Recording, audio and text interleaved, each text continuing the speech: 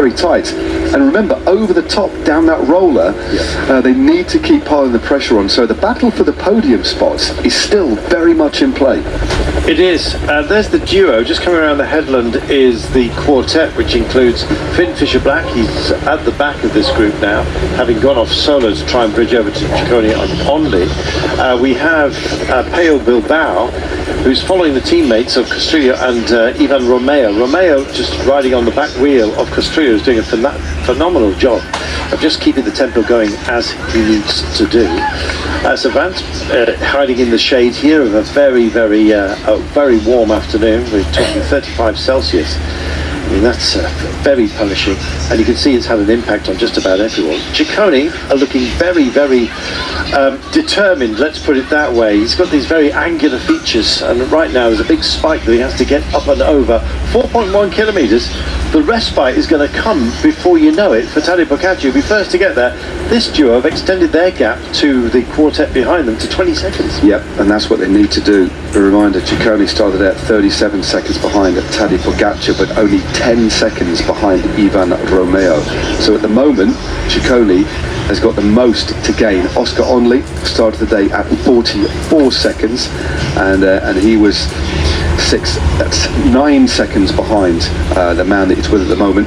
So Onley would need to gap Ciccone and take a time bonus to beat Ciccone. There's lots of different permutations. I might have got a few of them wrong by a couple of seconds, but that's essentially the state of play. Oh, it's Onley has cracked. Yes, he has, and he may well be into the clutches of the likes of Ivan Romeo and Pello Bilbao behind. So it looks like we're going to get a sprint for the final podium places unless Onley can get himself back in and onto the wheel of Ciccone. I don't think Ciccone wants him. And here we are, and it is the struggle is being writ large. Finn Fisher-Black, who bridged solo, maybe should have sat in a little bit early, but you know, you can always have these things to ponder a little bit later on.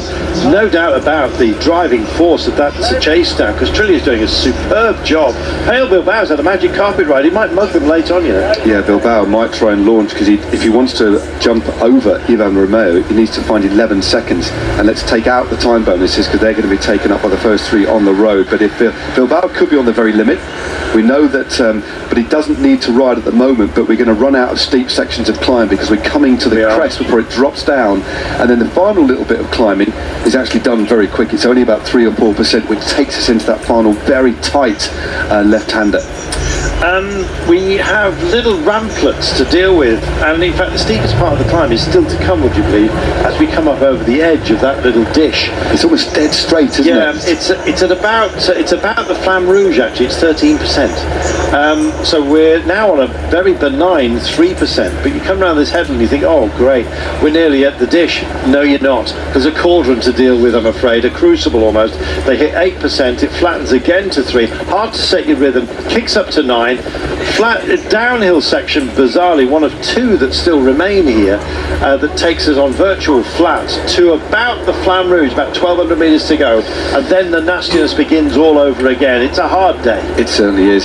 It looks, as you were saying, there's a little hotel just on the right hand side, then the road just starts to kick up. But here, if you didn't know the climb, you'd think you're near the top, and then the road just keeps on going. That gap is foreshortened by that camera angle here, but Giulio Ciccone out of sight at the moment, just in front of that neutral service. There is Oscar Onley, who's in danger of being caught by that chasing group, still being led by the irrepressible Pablo Castrillo, a real revelation of the last 6 months after that amazing ride in the Vuelta. He's turning out to be an ideal teammate, a strong teammate, trying to salvage the podium for Ivan Romeo as we head back towards the rainbow banded shoes of Tadej Pogacar. You know, we used to think of Pablo Castrillo as a sprinter, but he is such a hard man.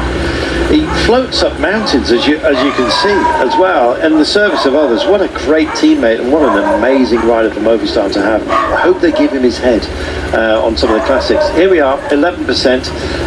It actually does kick up just after the Flamme Rouge to 13% in a modest kind of zone before you go over the top into that little saucer that we've been telling you about. But this is hard. Suddenly being reminded how tough this mountain is. Yeah, it looks like it could be that by the end of the day, Tadej Pogacar, if he keeps riding at this pace and the others continue to suffer, it could be the best part of a minute. Doesn't need to ride any harder. It's just by his very nature that he might do. But a man who's looking good as well is this man in second place, Giulio Ciccone. Ciccone looks like he's got what it takes to finish on the day's podium. Oscar Onley, who had a superb run to Jabal Jay, it's a different kind of climb, more of a diesel climb. This is spiky and a bit of a rhythm breaker. Looks like he's in the crosshairs at the moment of this trio are coming up.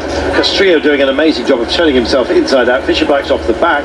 Peo Bilbao looks like he's struggling. Ivan Romeo has had the gift here of a teammate that's emptying himself on his behalf, and I think that Romeo might have what it takes even to get second place today, because there's still a tale to be told. 2.5 kilometres, but there's some nasty ramps to get through before we reach our finale. Yeah, he's the only rider on the pointy end of the race who's actually got a teammate with him, and Castrillo is riding sacrificially. He'll be moving himself quite possibly back into the top 10 after falling away from that crash, which is so unfortunate, but right now is absolutely burying himself for his teammate Ivan Romeo, and it looks like very shortly they are indeed going to catch the man just in front, and they've just caught him, and it looks like they are making ground. Bilbao now goes over the top, and Romero says, hang on a minute, you've been on the back leaning on my mate Castrillo, who goes pop. He's done his job, he's off the back. Likewise with Onley, and now it's going to be a 2-up sprint by the looks of things for a podium position. They may even have designs, as I said earlier, of bridging over to Giulio Ciccone. Bilbao's going to be expected to do some work now. He's been sitting in. Even Romero will not be happy about this. Might use his anger and his adrenaline to find something himself. What a battle we've got for the podium. No doubt about who's going to take the day, however, and indeed the title. It is our leader, and it is Tadej Pogacar. Look at the speed of Tadej Pogacar as he dances on the pedals. We used that, but he is, look at that, so light of touch, but so much force, so much power being applied through that Colnago bike of his as we hone in. He's stuck it on the big rim as they roll over the top, and looking behind now, Ciccone. Now remember, Romero's gone. Let's just remind you, Ciccone and Bilbao were separated by a singular second, so this is a battle royale for the final step on the podium. Whatever rider, assuming Bilbao gets in contact with Ciccone, they will take second place should they finish on the same time. So a proper battle ensuing for the final step, second and third overall. No doubt about the winner here. This man is absolutely flying, has a cushion of 47 seconds, 1,600 metres to go, hardest part of the climb pretty much behind them. What a shame for Ivan Romero. He sees Bilbao just kick on. There's going to be words between the pair of them about how much time Bilbao has spent sitting on in the wheels of the Movistar boys. All that work done by Castrillo. Racing though, and indeed Ivan Romero. Romero now finds himself just cut away from this. He's coming back, however, on this steeper section. I imagine driven on by anger. Ciccone looks the coolest of the pair here, but Peo Bilbao is such a warrior. He comes through being demanded that he does a turn. Ciccone will possibly be worried a little bit less of Ivan Romero, another big man, but don't take Ivan Romero lightly. He can come back here. Let's wait and see. We've got this little saucer to deal with. They go in, there's a downhill section, and then it could be the power man that finishes off the job for the minor places. Amazing. Indeed, coming up to a K to go, but remember, Ivan Romeo has a 10-second advantage over Giulio Ciccone, an 11-second advantage. If he closes back up, I mean, he's out of the time bonuses, but as long as he gets in it, factoring in the time bonuses, basically he needs to get back on, and that is exactly what he's doing. And this is an ideal section of road with which to do that. He can almost reach out and touch them, and that's why we're seeing Bilbao investing so much to keep Romeo at bay. But this is 13% they're about to hit, so the hurt has not finished for these guys. Tadej Pogacar's gone into the dish. He's going to come up the lip on the other side of it and finish the day. Here he comes, not quite in that little downhill section. It'll kick up and then he'll carry some of that impetus to the line. It's a bizarre thing. This is not the finish. We're into the hoarded sections, so he goes down into the dip and then kicks up to the finale. So right now he can almost look back down the mountain, think about how he's going to celebrate, to be honest. He can coast here, he can work out what to salute as the road eases, and he visibly is eased off here. He's got it in the bag. 52 seconds cushion is going to be enough. Of course, he started the day 21 seconds in front of Josh Tarling, so it's academic now, but another emphatic victory for Tadej Pogacar in red. Such an important race as the road starts to descend. But this is our sprint zone. This is where it's going to be sorted out for the podium. If Ivan Romero can get back on, it's anybody's game to finish the job. Goodness me, Ciccone can kick a bit, so can Bilbao when he needs to. We'll see what Romeo's got left. Here is the grand finale for Tadej Pogacar to bring this in. He came here with expectations. He came here with demands. UAE Team Emirates expect this man to perform. They got used to him delivering, but nothing is certain in cycling, except, it seems, for the quality and the sheer dominance of Tadej Pogacar. He owns this mountain. Quite frankly, he looks like he owns cycling at the moment. He brings the red leader's jersey home for another title, and he's going to start high-fiving the fans who are dotting the side of the road. There's teammates here as well, and he's going to turn in to the final corner, having turned in an amazing performance yet again from one of the all-time greats of our sport. Chapeau, that man. Wow. What can you say? Ready for a sprint? Here it is. Well, remember, this is for second and third with the time bonuses, but where is Romeo? Who's going to take the corner first? Oh, Ciccone over the top. Ciccone drives it in here. Pello Bilbao can't stay with him, but let's have a look. Anything left here? Ciccone's going to bring it in. The hoarding's beaten for him. The Italian is going to sail around this curve and make it second place for him. And then there's going to be count back, actually, because it's about gaps as well as bonuses here. Pello Bilbao is grinding in as well. Let's do a stop a clock on indeed Bilbao and wait to see where Romeo's going to finish today. Here he comes. It's count back for him as well, but he's going to be counting the cost potentially overall. Let's wait and see. Super work.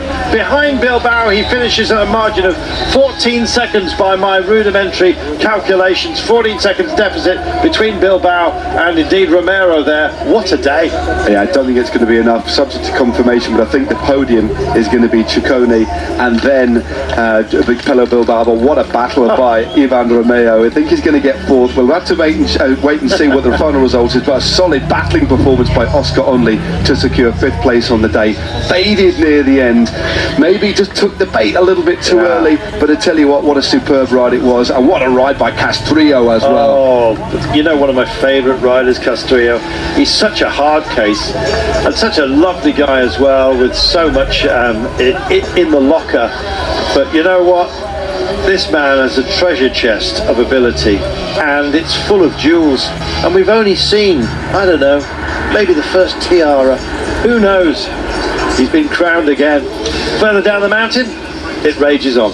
Yep, Finn Fisher-Black. It's faded significantly, but he's still there, or thereabouts, coming into the final little horseshoe at the end. Junior William Lesurf is just behind him as well, the climber from Soudal Quickstep. He'll be hoping to vault his way into the top 10. Everybody giving it absolutely everything to the line, this man included, looked out after in the crosses by his teammates, secures a very respectable ride there atop. And this is Patrick Conrad, a teammate of Giulio Ciccone. I think they can celebrate the runners-up spot. Second behind Tadej Pogacar is no mean feat at all, but a good performance, a solid performance by Patrick Conrad there in the colours of Lidl Trek, fighting all the way to the line to secure a decent place overall for him as well.